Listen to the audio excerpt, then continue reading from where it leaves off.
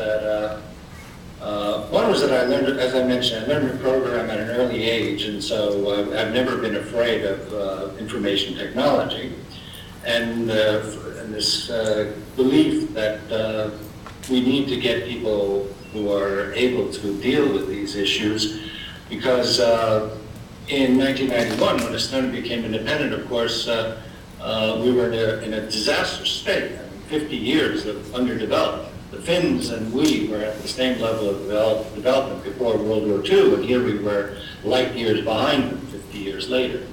And so, but there's one area where we were on a level playing field, and that was IT. So that was one motivation. The second motivation, or third by this time, was that I read a book, a very Luddite, neo-Marxist book called The End of Work, which was talking about how bad computers were and how bad automation was, written by Jeremy Rifkin. And in this book, he talked about how a Kentucky steel plant, before it originally was producing X 100,000 tons of steel with 12,000 people. And then they automatized it and computerized it, and then they were producing the same amount of steel, but with only 120 people. Now, for Jeremy Rifkin, this was horrible. For me, experiencing the same angst of every Estonian, that there's so few of us, I said, this is brilliant, because we could actually have a far larger, functionally far larger economy if we were to get everyone automatized and computerized. And so that was my argument to the government at the time.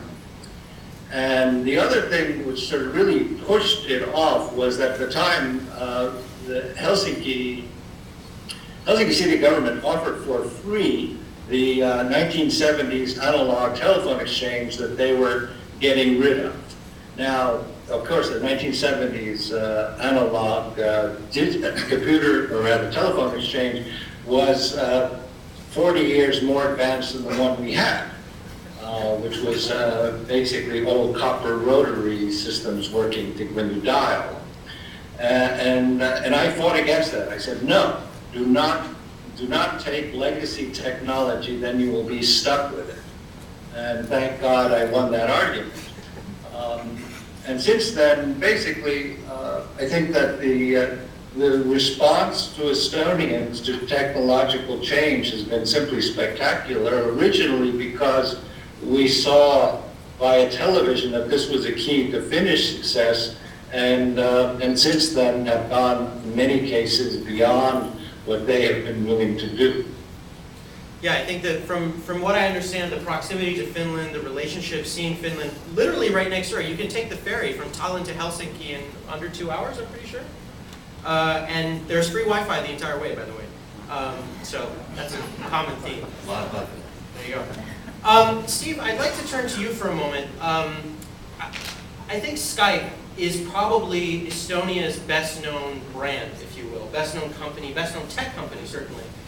In fact, I believe on the president's shirt is the little Skype icon in the ST logo there. I would love to hear from you, what effect has the brand of Skype, the brand of Estonia, meant for new startups here in the Valley and also in Estonia? Like, I get the impression that Skype is sort of the biggest success story, the beacon, the best way, that the best sort of possible outcome that startups could hope to achieve. Yeah, and I'd love to hear from folks who were there to see if my recollection jives with theirs. But the aftermath, absolutely. It was a huge inspiration for a few reasons. One was, this is a product that was built in a relatively short period of time by a small number of people and had global impact, right? $1 trillion telecom company. The growth rate was torrid.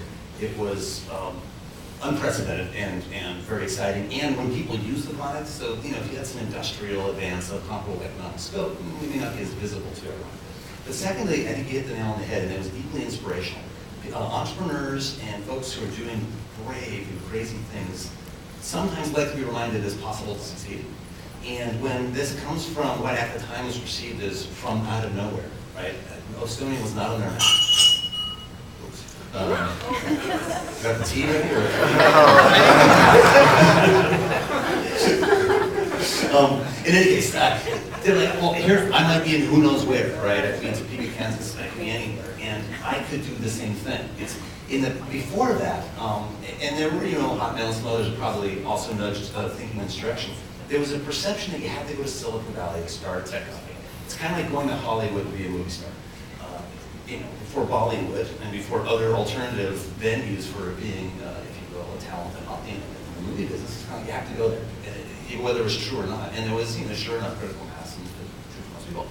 With entrepreneurship, there's been this major trend of democratization of where you can come from and how you can reach customers because of the internet, lowering the transaction costs, both of reaching customers and getting in touch with investors.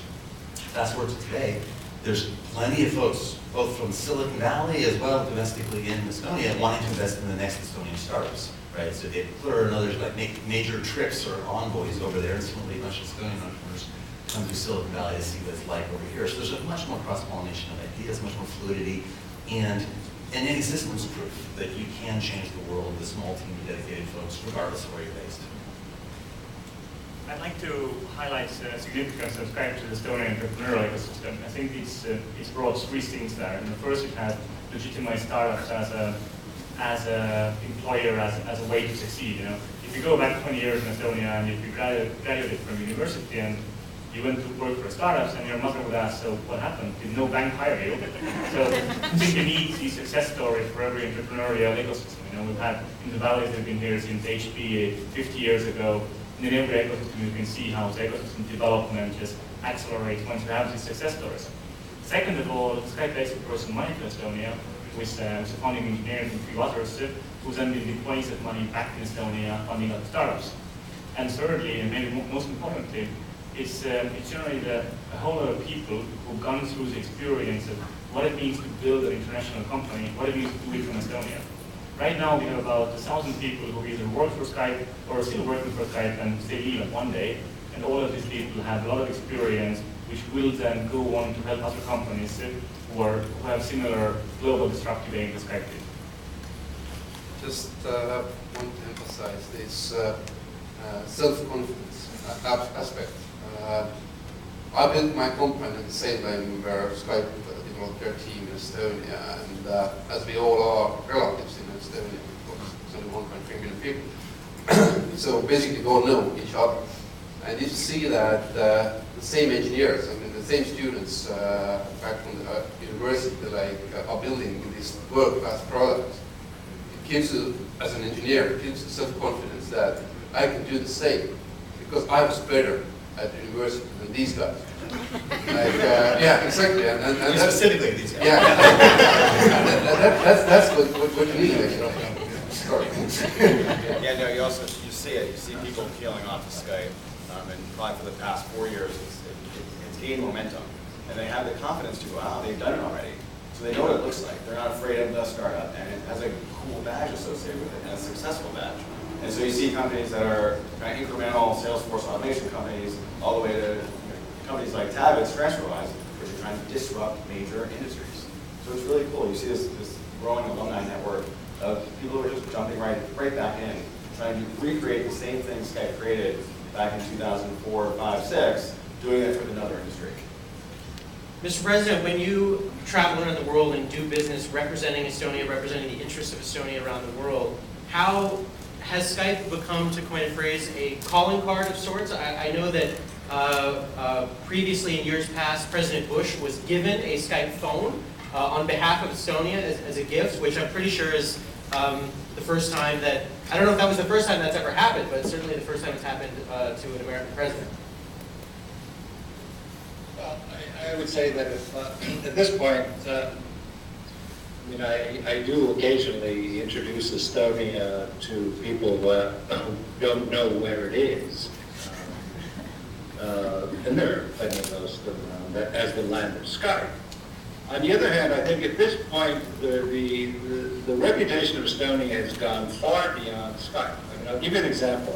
You might have even noticed this on Twitter, but last night a Chinese woman in Dubai said, "I need a card reader. Are there any Estonians around?" To which, and then I just retweeted her, and then this was picked up by all kinds of other people, and today I read on Twitter, thank you to the President of Estonia, I got a card reader. And that was just a second to retweet, but the fact that a Chinese American woman in Dubai sends out a tweet to asking if there are Estonians because she's sure they will have a card reader, I think is indicative of what has happened to us over the years. The other thing I should mention is that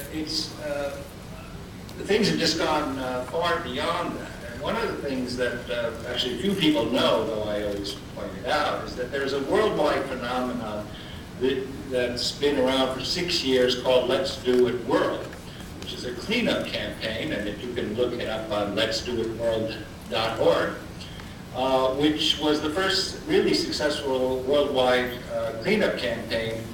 It was successful because it included software, sort of GPS software, logistics software, and those were developed by people from Skype guys, founders, as well as a logistics IT company in their free time, just as a public service. And now we see IT being used over the world in a civil society project, encouraging volunteerism to do ecological. Now, I mean, these are all kinds of things that have come out of Skype. The brilliant idea of bypassing the banks, Taavet Hendrik, I think is also an example of what has come out of Skype, just to solve a serious issue, which is if you're a Skype employee in a country, you don't want to lose 30% of your income to bank transfers.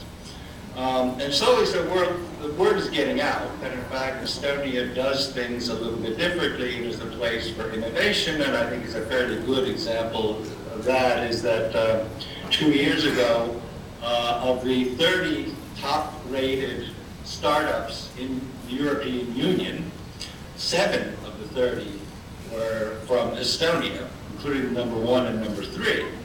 Now, I would say that if you do a chi-square analysis on that, you would find that that is completely impossible. For a population of 1.3 to get 1/4 of the awards out of a potential 500 million people is statistically so anomalous that there must be something going on here. Well, if we might turn to our friends here who have also themselves created Estonian startups, I would love to hear from you, similar to what I asked the president, being from Estonia, as you look for investors, look for coworkers, look for colleagues, look for new opportunities for your business, how does being from Estonia influence that experience, you think? First of all, if you have been using all this good stuff in Estonia, I mean, like for me, I haven't signed manually document for 6 or 7 years. Being CEO. Let me just pause right here. How many people in this room within the last year have signed a paper document? Raise your hand. Estonians, get on that. How many people have signed a check in the last month, a paper check in the last month? I have never signed a check.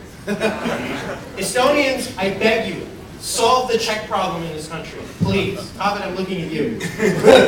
All right, I'm sorry I interrupted you. Go ahead. So when you see all this fancy stuff and you see it works, so you have, and if you live inside this information or digital society, like you just have new ideas all the time. But I mean, like when you go around and you tell people, "Hi, I'm from Estonia," like how does that influence how people react to you, how you get investment, how you do business? Or does it? Basically, if Estonia comes out, the idea has to be already quite good, because Estonians basically they test their ideas in Estonia, and as it is a small market, if it works in a small market, it has to work in a larger market. So I think that's one of the reasons why the quality of Estonian startups that are here in Silicon are good enough already. But I think it's good work of Taavet and Steven, etc. Like, so the Estonian image is so good already. So if you have a good idea, it's quite easy to find investment for that. I think Estonians are generally pretty bad at marketing, okay? But for some reason we've been able to create a pretty good news about the e-Estonia and Estonia being this information technology tiger. So story of Skype and also stories about Estonia being the leading country in terms of number of startups per capita. And all these stories are kind of helping each other, and the story becomes bigger than reality, which is awesome. That's the best thing you want as a marketeer. And wherever I go, and if I say, hey, I was the first employee of Skype, a company in Estonia, that already creates some kind of an image. And I think we need to keep on pushing even more to make this image even larger than the reality. And that's going to help when reality will tag along, and there will be many more startups coming from Estonia.